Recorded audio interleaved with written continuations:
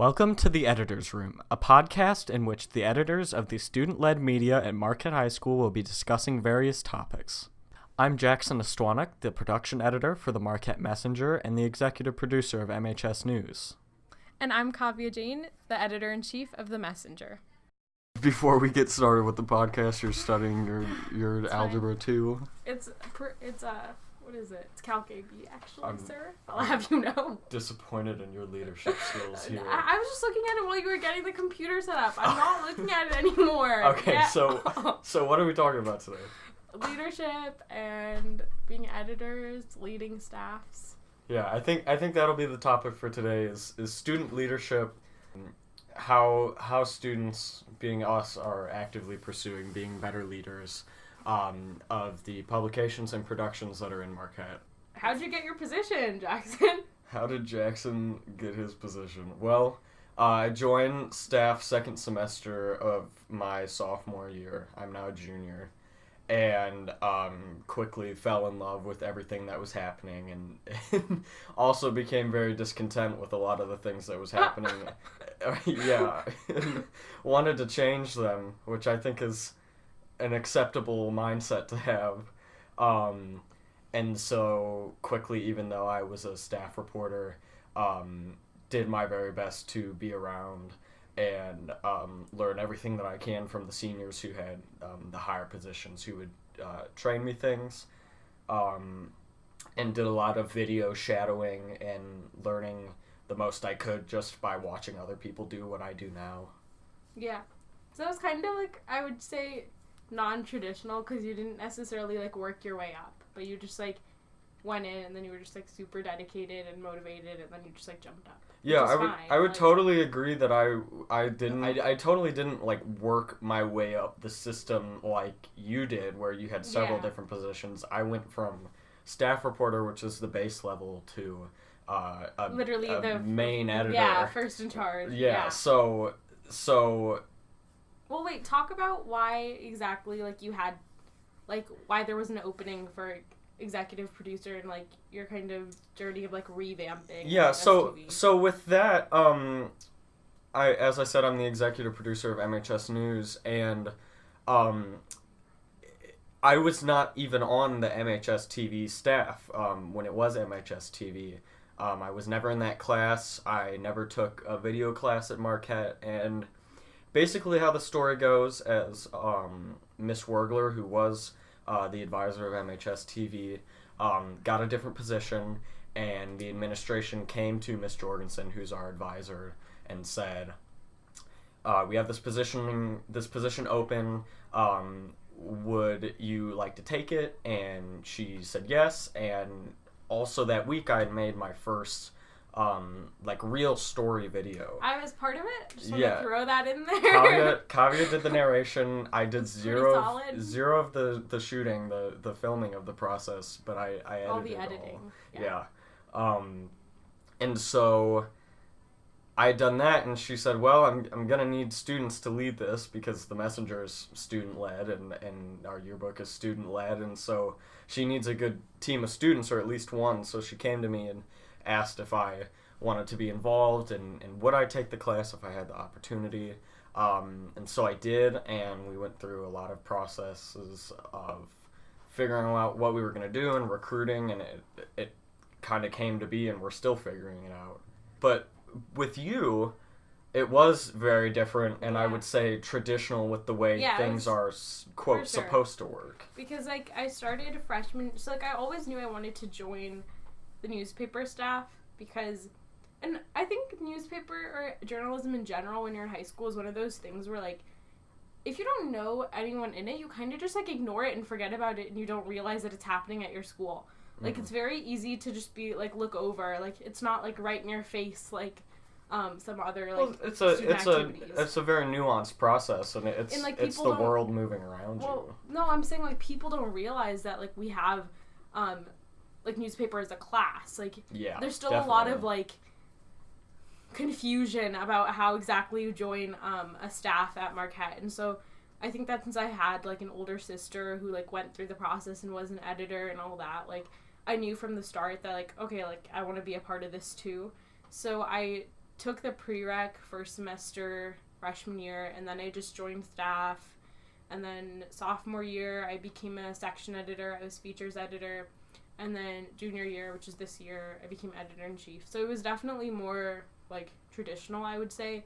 But also, it was still kind of odd because I was a junior, and, like, usually main editors are seniors. And, like, that's the same for you. So it's kind of weird because, like, next year, we're going to have the same position again. Mm-hmm. Which is, like, in the beginning, I was super conflicted about it because I was talking to my sister about that, and I was like, I don't know how I feel, like, isn't this kind of weird, like, 2 years in a row, whatever, like, and she was like, yeah, like, I would hate to do it 2 years in a row. She was like, it's so draining, like, I wouldn't be able to do it, but then, at the same time, I was like, wait a minute, though, like, this is kind of nice, because it's like, you kind of get another year to, like, fix all the mistakes that you made the previous year, and just, like, be even stronger, and so it's, like, a trial run, and then you have, like, the year where you can actually shine, and so, like, now I'm, like, actually very, like, excited for, like, next year and just becoming better. Yeah, it's, like, it's very tiring, but at the same time, like, I have, like, and I'm trying to live in the moment right now, but, like, I have a lot of high hopes for next year and, like, the things that we can do, especially on the Messenger, because that was, like, the first staff that I was on, and as much as MHSNews is my passion project, like, I still love the Messenger, and so, like, obviously this year hasn't been terrible, but you're right, like, this is a trial run, and, like, next year is where we can really shine and get down to business. And I think it's especially nice for us and the rest of the people who have specific positions, because it can show a lot of growth, which is something I think that leaders should strive to do, and also that I want to do, is show growth, because I think that reflects, like, not only good on how the world will see you, but, like, yourself. And like, this publication and my production has been growing for almost the entirety of Marquette, so the fact that we're growing with it, I think is a pretty cool process to be a part of. And, like, I feel like when you're on a staff, like, growth happens very quickly. Like, I feel like every issue, I'm improving in some way, or, like, there's something that I just got better at. Like, so, like, even this, like, entire, like, reflecting on first semester, I think I've definitely grown a lot as a leader, or, like, yeah, I don't know. What about you? For my whole life, I think people have told me that I'm a leader, and I don't know if I ever actually have been until this year. I think I've just been assertive, and maybe domineering in a sense, like, not willing to settle down. But I obviously had the capacity for it, and it's been changing, because I think I'm a person who, I'm impatient, but I'm not irrational. So I don't want to, like, it's like I had to learn how to deal with people, because before, if I didn't want to deal with them, I would just, like, leave or not. I would do my own thing and do my best to avoid them. But now I can't avoid, and I have a need and a want to, like, help these people. And this is, like, super interesting, because I'm not on MHS News, so, like, I don't actually know what Jackson is like as, like, in charge, like, a main editor, because usually during, like, newspaper messenger time, he's kind of just, like, doing his own thing. Like, he's always available to be a main editor, but he's just not trying to take charge. And so, like, he gets to see me being in charge, but I don't really get to observe him. And so, like, I don't actually really know how you act, but I thought it was super interesting. Jen, another main editor, was telling us that, like, because she's on both of the staffs, and she said that Jackson is, like, definitely more, like, confrontational, just, like, says it how it is, and I'm more, like, let me help you work through this, like, da, da, da, da. and I think I mean it from the same place. Like, at the end of the day, I treat this as a job, and not as, and obviously, like, a passion-filled job, but I try not to treat it as, this is high school journalism. Like, I want to take as much of the high school out of it as I can. Same. And I know you feel the same way. And so I am more direct, and I think I can say that because I watch you and you don't watch me. But, like, I like, try really hard to be direct and also compassionate, but I don't want to sacrifice, like, my reality. I feel like both of our approaches are different, but neither one is like better. I think they both work. Well, I like, to be honest with you, like, I've always viewed us as like a yin and yang, like personality wise. Right. But I thought that it worked really well. Mm-hmm. And it's like, going off of that, I feel like I've definitely learned things from you, like watching, like, just the way that you interact with people and like the way that you act as a leader. I've definitely like kind of absorbed some of that, because I do like admire certain like qualities that you have as a leader. Like, I feel like when you talk to people, you're just very like good at making them feel comfortable, because you're so like instantly, like, you're just very friendly and like casual, and that just makes them feel like they can be casual with you, and so you kind of just like form this sort of kinship with like anyone that you meet instantly. So like I really admire that, and I feel like that's really important, because like you make people feel like comfortable with you. But then again, I feel like, I don't know if you do that when you're in charge. Like, I know that you do that on staff, like when you're just being a team member, but I don't know if that's like so that's one thing that, like, when I watch you as a leader, I wish you did differently, is like formed like individual relationships with all of these people on your staff. Now you have, like, on the messenger we have like 25 people, like over 20. Mm-hmm. On MHS News I have 10 people plus me. So I mean, that's another thing that I can appreciate about the differences, is you have a much larger staff, so obviously it's hard for you to make the rounds, but every day, and this is a shock to my second semester staff, is every day I check in with people individually and say, how are you doing? Like, all 10 of them, I talk to them every day. And the people who are on staff first semester, like, totally get it, but on second semester they were like, is he mad at me? Like, does he not trust me? And no, the answer is I do trust you. It's that I have like a watchful eye over all of this stuff, because I want to make sure that it happens to my standards. Whereas you, like, I know that you also have high standards, but you don't have the time to get around to each individual person, and that doesn't mean like a loss in standards or anything. That just means that a lot of things are happening around you. And it just means that we have to come up with like different solutions. Yeah. So, like, that's obviously the goal, the dream, is for me to be able to touch base with everyone one-on-one. But I feel like that's why we have section editors and like things like that on the larger staff, because then I kind of need to delegate and then like check in with section editors and be like, okay, so did you talk with everyone who's writing in your section, and like kind of check in with people who are second in charge. And so, like, I agree, yeah. And that delegation is something that, like, you know that I've struggled with. Oh, is that, yes. like, coming... Oh, yes is right, because coming into this, there was a big stagnation in between what I knew and what I was able to do, both, like, with technical skills and leadership skills. Like, it makes sense, because you literally, like, built MHSNews, and like you like carried it on your shoulders, and then like you're not willing to let it go and like hand it off to other people because it's like your project, versus like the messenger, which has like been in existence for like years, and so me coming in is just like a I don't know, it's just like a line of succession. It's just like it was established. It's like I'm ready to like pass it on, and like I want to pass it on to someone who's capable, and so it's not like, obviously I have a personal connection to it, but it's not like my child.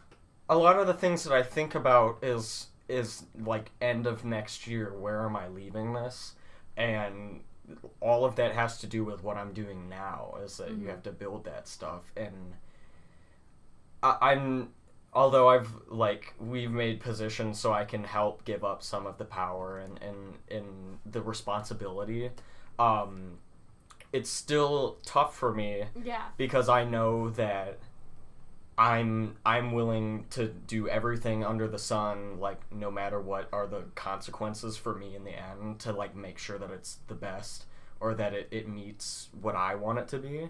But I know that I can't expect that from whoever it's going to be in 2 years. And this is interesting, because I always, like, we have this conversation a lot where I'm like, you just need to let go. Because like, I think that one of the things, like, one of the major takeaways that I've had from being editor-in-chief this semester is just, like, sometimes you just have to let go. Like, I have to accept that not everyone is going to do something the way I want to do it, or the way that I would do it, but that doesn't make it wrong, and that's not in my power. My goal is just to help people do the best that they can do and just be content with everyone's individual growth, and then like obviously try to come out with like something that is like beautiful and that I'm proud of, but at the same time it's not mine, it's all of ours, and I just have to learn to let go when things aren't the way that I would have done them, because it's not my project, it's a team project. Yeah, and like definitely like it's not mine, it's everyone's, right. is where I want to be, and yeah. yet I know that like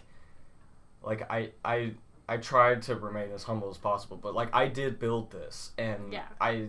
It's heavily tied to what I feel my legacy is, and which is cheesy, but it's true. Mm-hmm. And so like that aspect of it is, I know that when I'm gonna be, you know, in my mid-20s and I join as an entry level whatever for whatever company or production I work for, like it's not gonna be mine, it's not gonna be like that, and I'm not gonna be able to invest, you know, that like very heartfelt attachment no matter how much I like it. And so I'm trying to like grow in that aspect as a leader and as like a participant as well, because I feel as though it can't carry on if it's not established as an everyone thing, if it was just Jackson. And this is like interesting because when you said that, like when you were talking about this idea of like it's not going to be mine, like in the future when I like join a staff or whatever, I'm like, this is like a promotion, but this is like why I think that people need to realize how important high school journalism is, because like let's be realistic. There is no way that I'm going to suddenly become like in charge of the New York Times like in the future. Like, no, that's not going to happen. But it's kind of wonderful how, like, we get to be in charge of a paper when we're high schoolers. Like, I don't even think I'm going to get this amount of power, per se, in the future. Like, this kind of power is, like, is bigger than people realize. Like, we are... Well, like, the responsibility that it teaches and, like, you... I don't know. Like, this is a real publication. Like, we come out in print. Like, we hand it out. Like, we mail it to people. Like, I don't know. It's just interesting. Like, some adults don't get this kind of, like, ownership over... something like tangible, like this kind of leadership, and like we get it when we're in high school. I think it fosters a lot of like aspirations, no matter if whoever on staff leaves and they go, okay, I'm never gonna, like, I don't want to write, like I did that for however many, you know, X years, and like that's not my thing. But the real world application of like workplace is definitely there. I think, like, it's important to say that, like, I realized, and, like, I feel like we can both agree on this, like, being an editor, like, being the one in charge, you do not have to be the best writer, the best photo taker, the best designer, anything.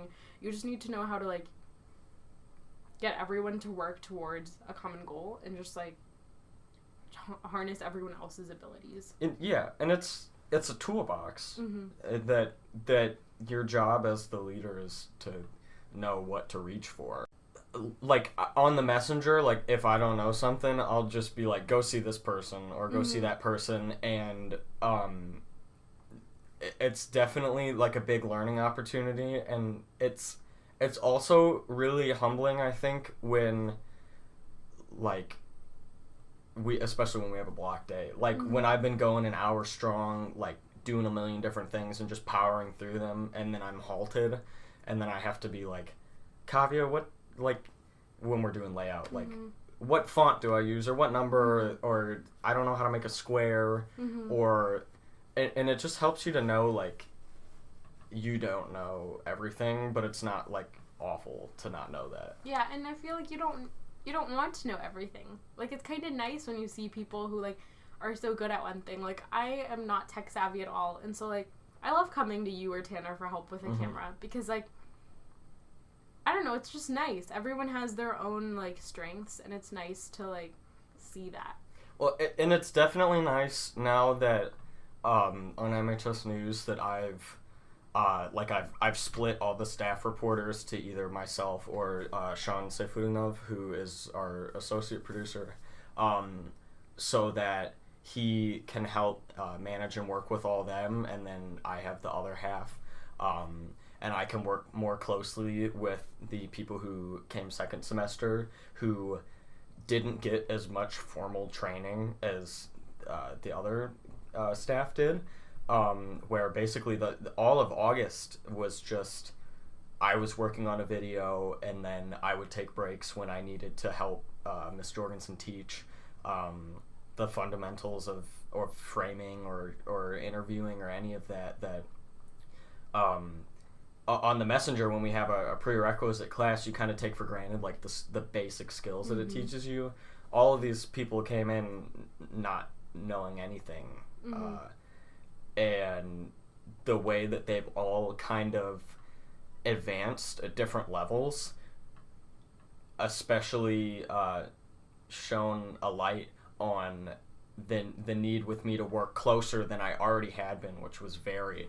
And I just couldn't do that with all of them the way that I needed to, whereas now, since I only have 5 people to look after on a day-to-day basis, it helps me help them grow faster than they would have if I didn't have enough time for them. And that's like what's interesting is that since the people who join like newspaper have already taken prereqs, like I feel like you spend a lot of time on like developing and like just like helping your staff members grow, and like I feel like I spend a lot of time helping them adjust to just being on a staff, and then like teaching them the process of being a staff member, but not necessarily like how to write a story. Like I feel like a lot of more of my time is put into like, here's what we do when we go to print, like here's how you lay out, like just like the production aspects, not necessarily like the basics. So like you just kind of talked about like the different ways that I'm teaching the basics, whereas you're helping adjust. Like I think we both pretty actively do that, and like we need to continue to do that. But what are your plans to like advance your own like personal leadership skills in the coming year? I feel like something that I've been trying to work on more, and that I'm going to continue to try working on, especially this semester, is just like being present with whoever I'm working with. And so if someone's like, hey Kavya, can I ask you a question? Just like, if I'm doing something, just being like, give me 1 second so I can give you my full attention, because I hate multitasking and doing this thing where I'm like talking to someone and then I'm like interrupting and like, wait 1 second, let me answer this person's question. And then just like I feel like I'm always being tugged on, and I just hate not being able to give everyone my full attention, because I feel like that's a disservice to them and to me. Yeah. And so I'm trying to do this thing where I'm like, give me 1 second, like give me 1 minute, and I'll be with you completely, and then just like ending this conversation and then joining another conversation, instead of just like constantly like hopping around and like just doing multiple things at once, just being present with whoever I'm trying to help at the moment. Yeah, and I think like the mindset is like so important, and that mindset almost to me would be like I would have to meditate to get that. I would have to. I actually have started meditating. Okay, I was gonna say, because like when I hear the word like the phrase like I have to be present, like that means that you have to be like here in this space, like in the energy of this room. That's why I put my math notes away. I was like, I'm gonna just be part of this conversation.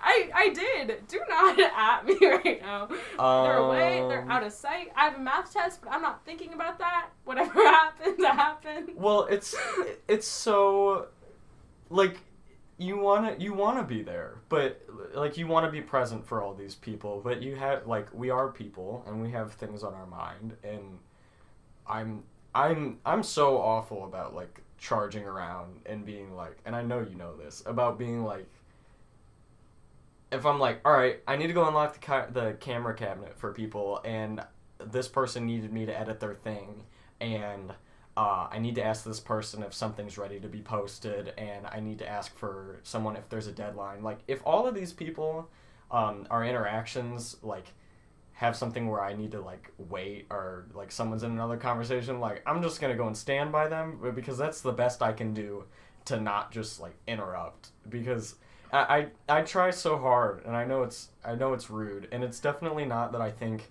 that it's more important.